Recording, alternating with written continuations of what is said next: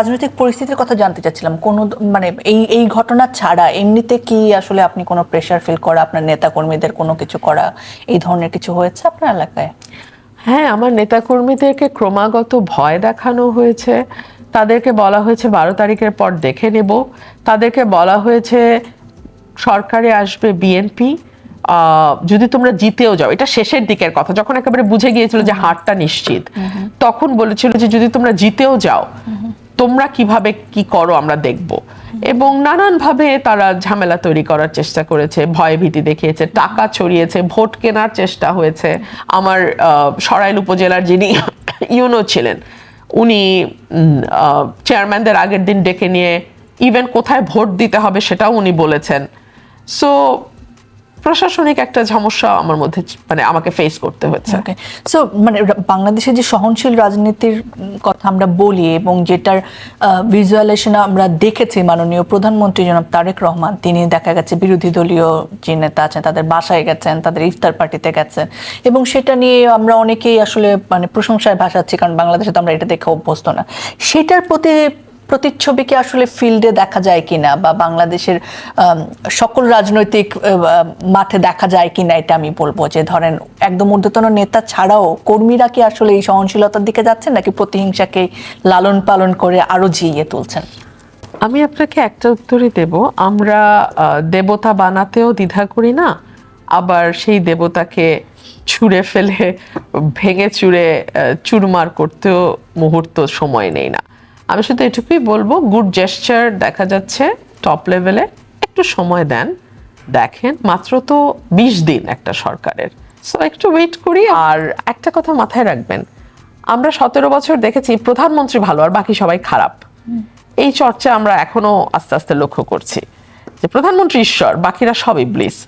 যা হয় আমাদের ভোলা ভালা লক্ষ্মী প্রধানমন্ত্রীকে ভুল বুঝিয়ে বুঝিয়ে হয়।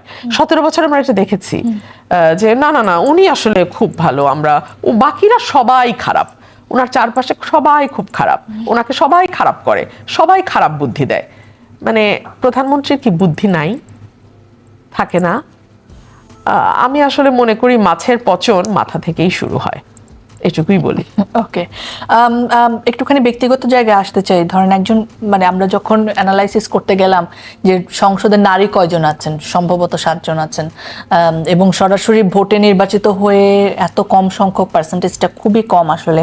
নারী রাজনীতিবিদ হিসেবে আপনি আলাদাভাবে চাপ বা বৈষম্যের মুখোমুখি হয়েছেন কিনা, এটা নিয়ে একটু বলবেন। ধরুন আমাকে জঘন্য ভাষায় আক্রমণ করা হয়েছে, আমার চোখের কাজল, আমার কড়া তাকানো, এই সব কিছুই ট্রোলের শিকার হয়েছে। কিন্তু আমি তো মানে কিছু মনে করেন না, খোলাখুলি বলি, পুরুষ রাজনীতিবিদদের তো একবার তাকালে আরেকবার তাকানো যায় না এমন চেহারা, কিন্তু ওদের চেহারা নিয়ে কি কোনোদিন কোনো ট্রোল শুনেছেন? এখন এটাকে যদি বলেন নারী হিসেবে চাপ, হ্যাঁ হচ্ছে, আমি পাত্তা দেই না। মানে চিন্টু চণ্ডীগড়ে বসে তার জীবনের সকল ব্যর্থতা নিয়ে একজন সামাজিকভাবে সফল মানুষকে কি বলল, তাতে তো আসলে ওই মানুষটির কিছু যায় আসে না, কারণ ওই চিন্টুর সাথে কোনোদিন ওই মানুষটির দেখা হবে না। এখন এটাকে যদি আপনি বলেন নারী হিসেবে আমার মানে ধাক্কা খাওয়া, হ্যাঁ বলতে পারেন। এটাকে আমি আসলে কখনো ধরিই নেই, গুনিই নেই। ওকে, সো একটু ব্যক্তিগত জায়গায় জানতে চাই, আপনার বাবা প্রয়াত হয়েছেন, আপনার মা আপনার অনেক গুরুত্বপূর্ণ জায়গায় আপনার জীবনে, তিনি কেমন আছেন? আমার মা খুব ভালো নেই। আমার মার বয়স হয়েছে অনেক, উনি ডিমেনশিয়ার পেশেন্ট। আগে উনি ডাকলে কিছুটাও সাড়া দিতেন, একটু রেসপন্স করতেন, এখন অনেকবার ডাকলে উনি ধীরে একটু সাড়া দেন। উনি খুব ভালো নেই, এবং আমার নির্বাচনে প্রায় 1 মাস গ্রামে থাকা, দীর্ঘ সময় ওনার সাথে আমার দেখা খুব কম হওয়া, এটাও সম্ভবত ওনাকে শারীরিকভাবে এফেক্ট করেছে। আমি জানি ব্যক্তিগতভাবে যে আপনি আপনার জীবনের একটা বড় অংশ জুড়ে আপনার মা আছে, এবং এই কাজের বাইরে আপনি পুরোটা সময় তার যত্নে দেন, তাকে সময় দেন। So how is it feel? উনি তো নিশ্চয়ই জানেন না যে আপনি এমপি হয়েছেন, উনি কি বুঝতে পারেন সেটা? না, বুঝতে পারেন না।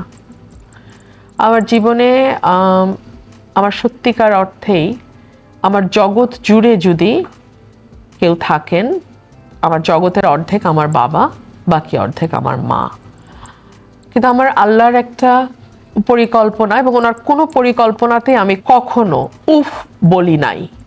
মানে অন্তত আমার বোধ হওয়ার পরে আমি আল্লাহর সকল পরিকল্পনাকে আমি মনে করেছি সঠিক, এবং এটাই সত্য, এটাই সঠিক, এটাই সুন্দর, আমি এভাবেই নিয়েছি।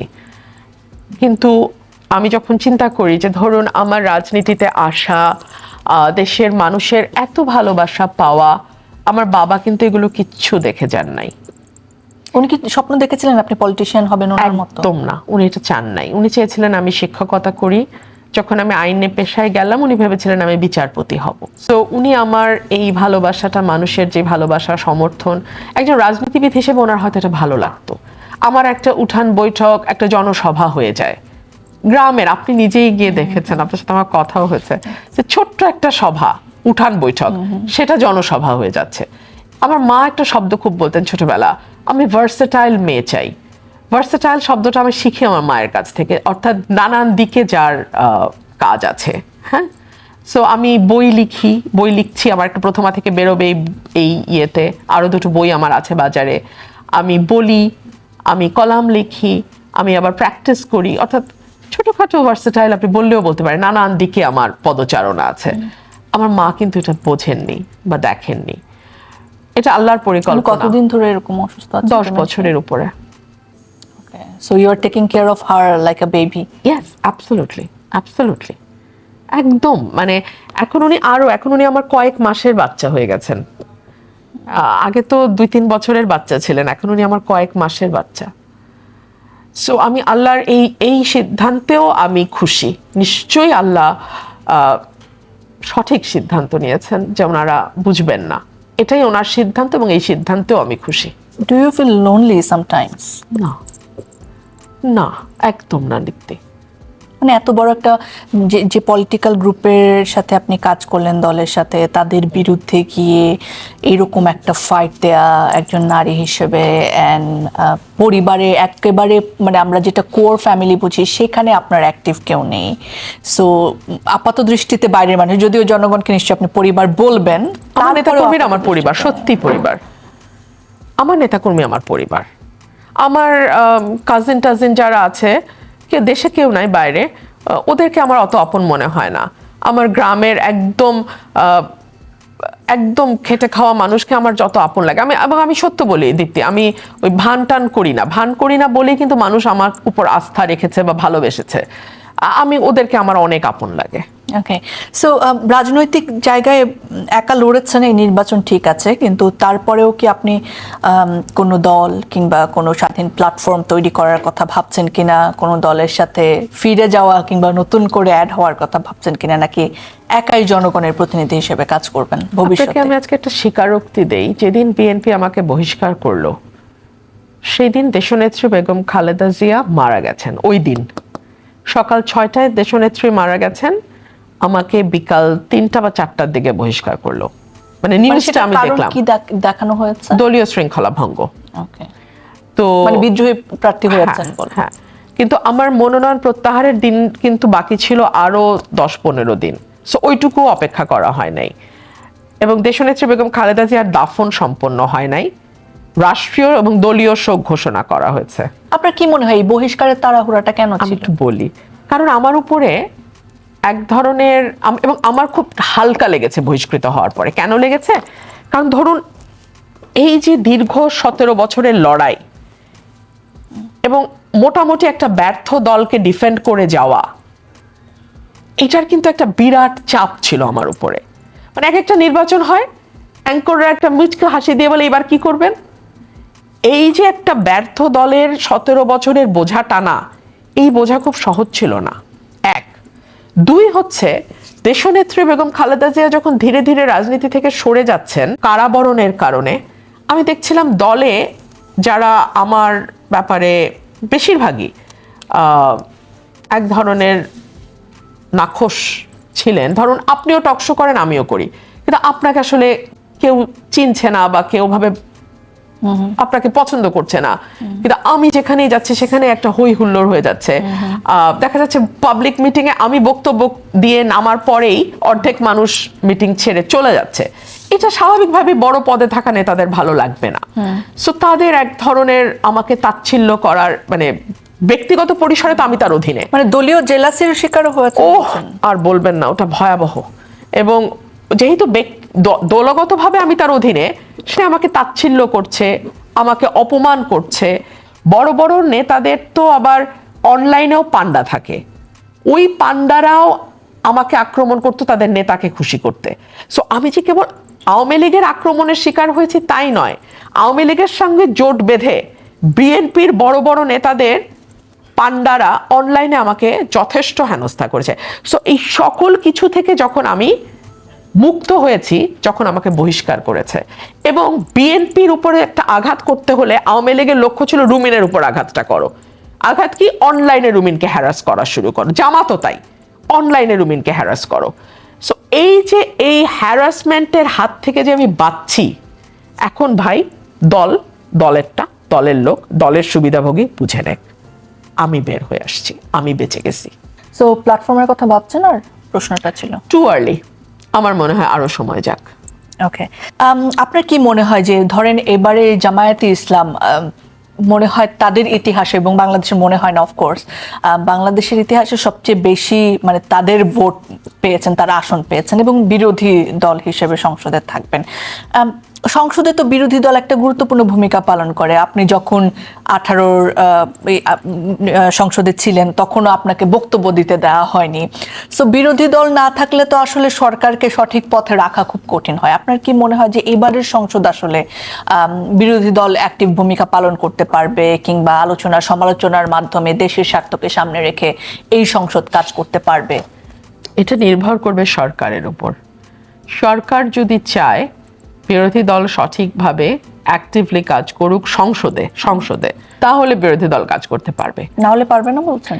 না হলে কঠিন হবে। মাইক বন্ধ করে দেয়া, 2 মিনিটের বেশি সময় না দেওয়া, ধরুন বাজেট বক্তৃতা মিনিমাম 15 মিনিটস লাগে। সরকারের নেতা, মানে সরকারের সংসদ সদস্যরা আমি আগে যেটা দেখেছি যে ঘন্টার পর ঘন্টা তারা ওই প্রশংসা বাক্যেই ব্যয় করতেন সময়, কিন্তু তাদের সময় দফায় দফায় বাড়ানো হতো, 5 মিনিট 10 মিনিট এরকম দফায় দফায় সময় বাড়ানো হতো। এখন এই সংসদটাও যদি সেইভাবে চলে এবং প্রধানমন্ত্রী এবং মন্ত্রিপরিষদ যদি স্পিকারকে নিয়ন্ত্রণের চেষ্টা করে, তাহলে সার্টেনলি সংসদ একটা প্রাণবন্ত সংসদ হিসেবে দাঁড়াতে সংসদকে বেগ পেতে হবে। সেটা কি জামাত এনসিপি জোট মেনে নেবে মনে করছেন? তাদেরকে কতটা শক্তিশালী জোট মনে করেন বিরোধী দল হিসেবে? তারা শক্তিশালী জোট, তারা নিঃসন্দেহে শক্তিশালী জোট। আমি যদি 5 জন এমপির একজন হয়ে এবং সংরক্ষিত মহিলা আসন হয়ে 5 বছর সংসদকে প্রাজ্জ্বল ভূমিকা রাখতে পারি, তাহলে তারা হচ্ছেন 77 জন আর আমরা আরো 7 জন। ওই 7 জনের মধ্যে যদি জানি না বাকিরা দলের, আমি যতটুকু পেপারে দেখেছি তারা বলছেন যে দল না নিলে আমি শপথই নেব না, মানে এতই প্রেম যদি থাকে আর কি তাদের, তাহলে ওই 6 জনকে আর কি যদি বাদও দেই আমি, তাহলে 77 আর আমি 78 তো অনেক অনেক। তাহলে আপনি নিজেকে বিএনপির বিরোধী দল হিসেবেই ঘোষণা করছেন? আমি তো বিএনপিতে নাই। বিএনপির বিরোধী দল মানে ধরেন আপনি জামাত জোটের 77-এর সাথে নিজেকে এক করলেন, স্বতন্ত্র। ওকে, আমি তো স্বতন্ত্র, আমার আসন তো বিরোধীদের সাথে হবে। ওকে, আমি যেহেতু স্বতন্ত্র, আমি বসবো কিন্তু বিরোধী দলের সাথে, আমার আসন বিন্যাসটা বিরোধী দলের সাথে হবে। বিএনপি কেমন সরকার চালাবে বলে মনে করছেন? সকালটা কি বলছে আসলে? মর্নিং শোজ দ্য ডে অনেকেই বলেন, but at the same time it is too early to make a comment. দেখা যাক। ইতিমধ্যে মন্ত্রীরা অনেকে অনেক কথা বলেছেন, ফাঁস বেফাঁস অনেক কথাই হয়েছে। দেখা যাক তাদের পারফরমেন্স কেমন হয়। সো শেষ করি, আপনার স্বপ্নের বাংলাদেশ কেমন হবে সেটা নিয়ে। এটা সবার বাংলাদেশ, এটা কোনো বিশেষ মতের মানুষের নয়, কোনো বিশেষ গোষ্ঠীর মানুষের নয়, কোনো বিশেষ ধর্মীয় পরিচয়ের মানুষের নয়, এটা সবার বাংলাদেশ। এখানে নারীর অধিকার, এখানে সংখ্যালঘুর অধিকার, এখানে দরিদ্রতম মানুষের অধিকার, সবচেয়ে বেশি বঞ্চিত মানুষটার অধিকার আমরা রাখতে পারবো, এরকম একটা বাংলাদেশ আমি চাই এখানে প্রতিষ্ঠানগুলো শক্তিশালী হোক, আমি চাই সরকার এবং যেই রাষ্ট্রীয় প্রশাসন আছে তাদের মধ্যে একটা ভাগ হোক, যে যখন যেই সরকারে থাকে প্রশাসন তার হয়ে যায়, পুলিশ তার হয়ে কাজ করে, এমনকি বিচার বিভাগও তার কথা অনুযায়ী চলে। এভাবে একটা দেশ আসলে আগাতে পারে না। সাধারণত বলা হয় যে একটা দেশে 50 বছর যদি গণতন্ত্র মোটা দাগে চলতে পারে, সেই দেশে আর ডেমোক্রেসির ব্যাকল্যাশ হয় না। সো আমি আশা করব যে 50 বছরের যাত্রা শুরু হয়েছিল তো 90-এ, এটা 20 বছর যেতে না যেতেই হোঁচট খেলো। দেখা যাক, আবার শুরু হোক।